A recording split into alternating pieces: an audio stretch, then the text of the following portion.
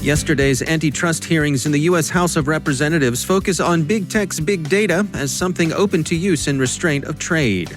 And there are questions about community standards as well. The BootHole vulnerability may not represent an emergency, but it will be tough to fix. Android malware masquerades as COVID-19 contact tracers. The FBI warns against Netwalker ransomware. China says it didn't hack the Vatican. Justin Harvey from Accenture demystifies red teaming. Our guest is Christopher Ahlberg from Recorded Future on trends in threat intelligence. And somebody's spoofing a British MP. He's looking at you, People's Liberation Army.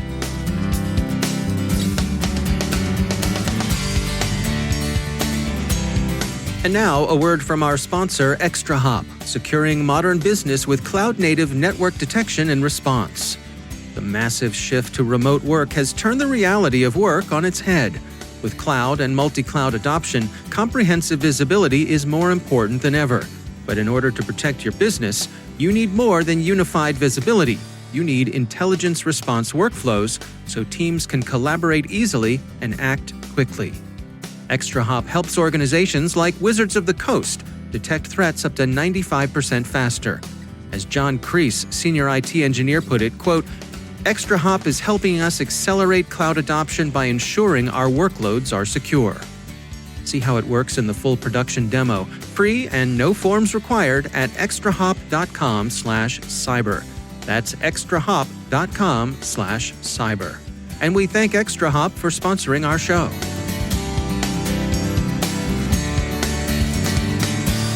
Funding for this CyberWire podcast is made possible in part by LastPass. LastPass is an award-winning security solution that helps millions of individuals in over 70,000 organizations navigate their online lives easily and securely.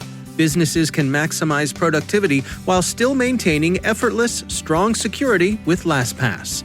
LastPass can minimize risk and give your IT team a breakthrough integrated single sign-on, password management, and multi-factor authentication solution.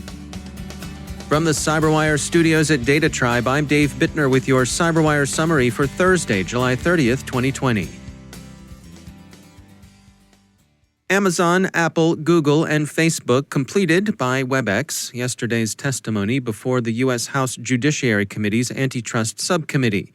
Bezos, Cook, Pichai, and Zuckerberg hewed to foreseeable lines during the testimony. The Telegraph thought they emerged unharmed. But observers thought the congressional inquisitors generally well prepared. The House subcommittee was interested in both anti-competitive practices and the roles the platforms have assumed in moderating content and influencing elections. The Wall Street Journal sees the central issue raised in the session as the economic and social power big data analytics have enabled big tech to concentrate.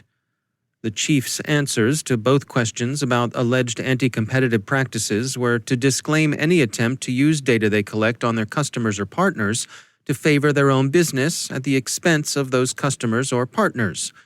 They also said it wasn't their practice to acquire potential or actual competitors to clear the field for their own products or services.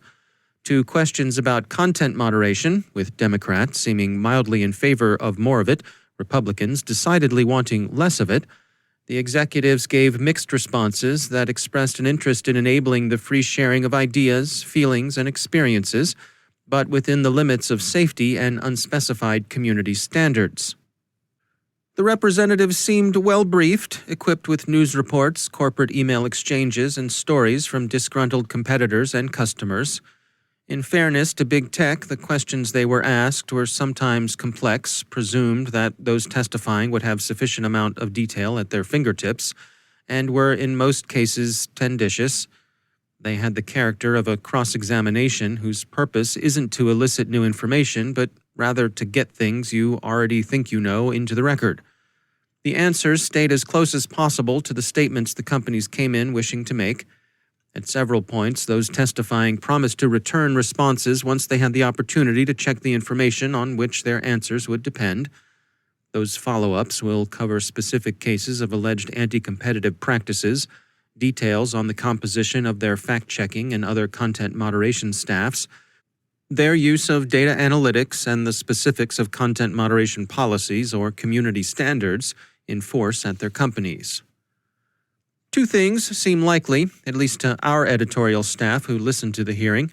First, it will be difficult for online services to hang on to Section 230 immunities they currently enjoy while they exercise more gatekeeping with respect to content. The role of publisher and neutral public square are likely to prove ultimately incompatible. And second, big tech's antitrust problems are unlikely to go away. And as investigators continue to examine tech companies as incipient monopolies, those companies' access to and use of massive quantities of data will be the entering wedge of antitrust action. Eclipsium has found a vulnerability, BootHole, that affects the Grub2 bootloader used by most Linux systems. It could be exploited to gain the ability to execute arbitrary code even when secure boot is enabled. An attacker would need either administrative privileges or physical access to a device to infect it, however, which, as Ars Technica points out, if the attacker has those, you've got a lot of other problems to worry about. So, while BootHole is a widespread vulnerability, it's not a terrifying one and has earned a rating of moderate severity. But, as Ars Technica adds, not scary isn't synonymous with not serious, and BootHole is something that should be dealt with. Fixing it won't be simple. Eclipsium has an account of the various steps vendors will need to provide for their users before this particular hole can be patched. Eclectic IQ and its partners at Threat Fabric report that malicious Android packages have been found presenting themselves as legitimate, government-backed COVID-19 contact tracing apps. According to Bleeping Computer, the FBI has issued a warning that Netwalker ransomware is being deployed against government agencies, both in the U.S. and internationally. Netwalker has specialized in exploiting vulnerable VPN appliances, web apps user interfaces, and weak remote desktop protocol passwords as its methods of gaining access to victims' networks.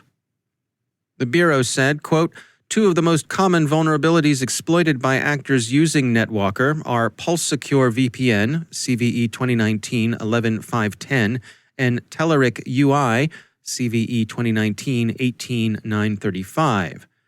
The FBI discourages any victims from paying the ransom, and it recommends that organizations adopt familiar measures of sound digital hygiene to protect themselves from infection in the first place. China says it's always been firmly opposed to cyber espionage and that anyone who thinks Beijing hacked the Vatican, like, for instance, Recorded Future, whose report on Chinese operations has been widely cited, needs to put up or shut up, Global News reports. Give them specific evidence, says the Foreign Ministry. It seems unlikely that Beijing would find any evidence adequate, in either quantity or quality. The Holy See itself has declined to comment on the reports. And speaking of Recorded Future, the CyberWire's chief analyst and chief security officer Rick Howard checked in with Recorded Future's CEO Christopher Ahlberg for his insights on the latest trends in threat intelligence. It actually, over time, has gone from open source data exclusively to down to sort of the electrons of the internet and trying to put all of that together. And that's been the sort of, we call that our security intelligence graph, that we connect all those dots. And that's been the sort of the really exciting journey in all of this. So the point of all that is you're trying to forecast where the next attacks are coming. Is that the main function of the service? I would say that that's one element, and we have some pretty incredible success stories of that. But, it can be sometimes when it's sort of, when you're able to sort of see something ahead of, around the corner. But then it can also just be where you're detecting something totally outside in. We had a really cool success here in the spring where this we'll just call it European Energy Organization, had been for a month leaking email data to a sophisticated actor. And we were able to observe that completely outside in and not just sort of do intelligence around it, but find the incident. And it blew people away that we were able to do it. And it was sort of connecting 6 layers through that security intelligence graph. So I think sometimes it's about forecasting, but it can just as well about being able to sort of help people understand things that are ongoing or make it easier to do incident response. So it sort of can be across that spectrum. So can you talk about, at a high level, I don't want you to give any secrets away, but how do you take this vast amount of unstructured data and turn it into something useful? Is there techniques that you can describe that people can use in their own organizations, or any tips or tricks you can hand over to us? Yeah, no, I think, look, you could take a big step back and think about, like, if you have a lot of data, so we use the Bloomberg analogy, you can use, whether it's sort of a sales dashboard analogy, whatever sort of thing, understand the problem you're trying to solve. And I think you were getting that before. Don't just collect data for the sake of collecting data, even though sometimes it's pretty enticing to do that. We have plenty of that to be a little bit self. You're right. There's a lot of people just collecting large, giant lakes of data, and they don't really know what to do with it. Yeah, which, to be honest, you have to do some of that. I'm sort of a huge believer that as we collect all this data, you need to apply analytics. I think analytics is the word that I come back to. It's more than just simple data analysis and doing roll-ups and sums and minuses, and even though the simple is sometimes underrated. But the key is trying to understand analytically, what are you trying to do? It's really is the secret that most people forget about. And that will inform you, what sort of dashboards do you need to build? What sort of analysis do you need to do? What sort of automated correlations do you need to provide for? Understand the problem and be disciplined about that, so that when you then if you don't succeed, you can tune the analytics, tune what data you need to add, tune whatever you're doing. So you really think about it as an analytical process. And actually, I think a lot of people learned in the intelligence community can be put to work here, but it needs to be more data driven. And people are not thinking enough about that. That's the CyberWire's Rick Howard speaking with Recorded Future CEO Christopher Ahlberg.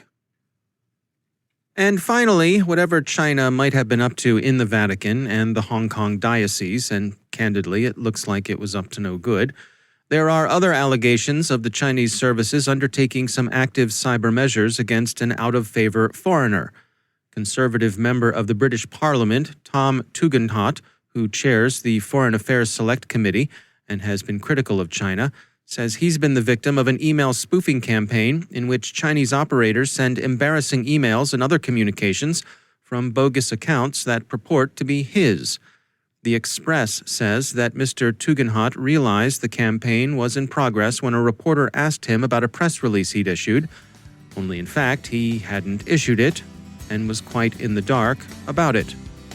No doubt, China's foreign ministry would like to see the evidence here, too.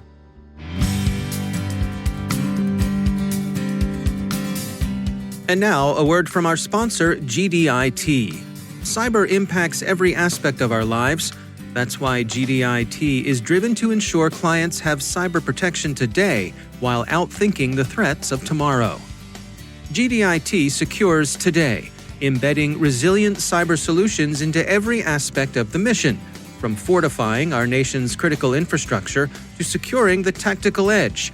And they prepare for tomorrow, deploying new technology and partnerships to anticipate and preempt future risks. Their cyber experts enable agencies to evolve with confidence, accuracy, and resiliency. They do all this because they know cyber is not a singular part of the mission. It's the thread that runs across every endpoint, every network, and every person. By proactively protecting, instantly responding, and constantly evolving, GDIT makes today secure and tomorrow smarter. Learn more at gdit.com/cyber.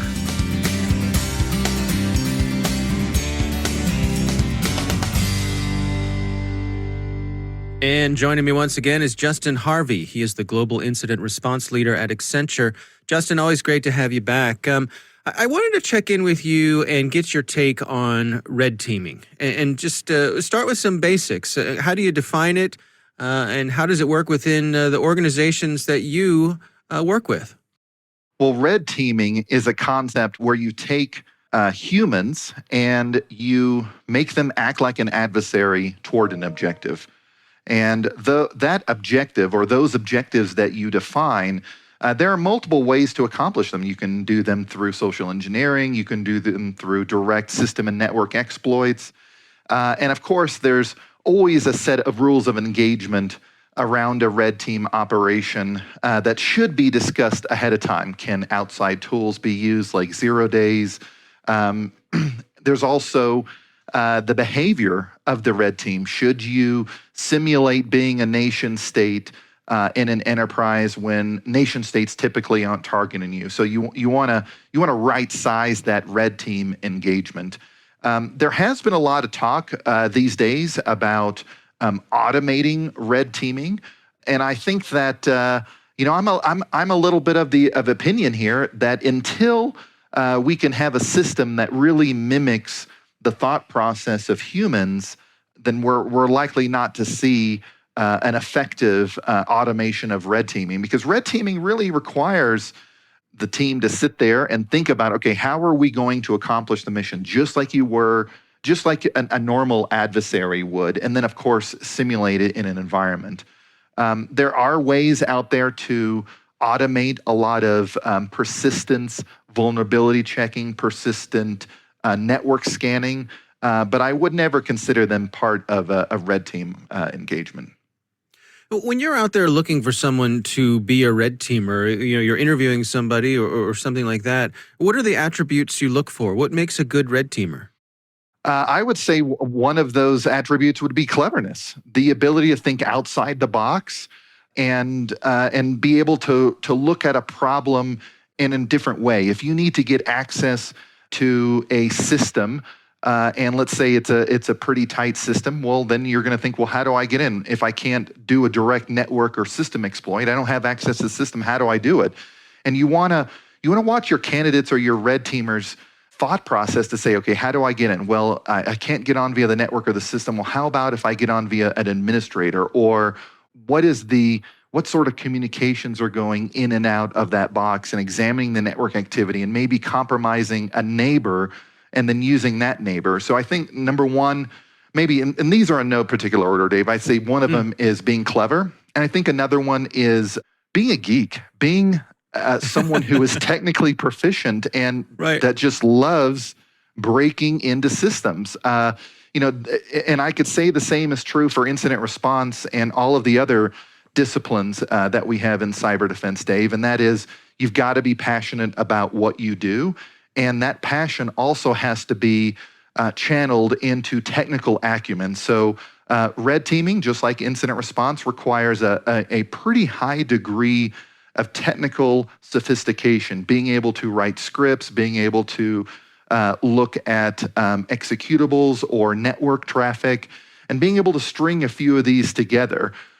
And then I would say the third one would be knowledge of the library of attacks that are available out there.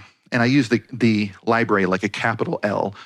There are so many exploits and procedures and tactics and techniques, and there's probably 10 times that many open source areas that you can go to find those tools. So knowing what tools are out there, knowing the systems you're attacking, and then being able to find the right tool for the job. And then, of course, being up on the leading edge.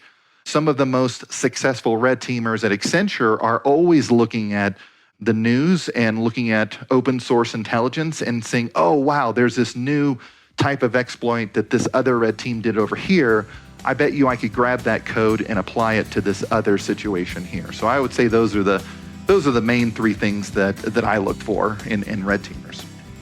All right. Well, Justin Harvey, thanks for joining us. Thank you.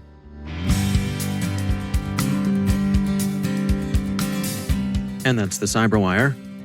For links to all of today's stories, check out our daily briefing at thecyberwire.com. And for professionals and cybersecurity leaders who want to stay abreast of this rapidly evolving field, sign up for CyberWire Pro. It'll save you time and keep you informed.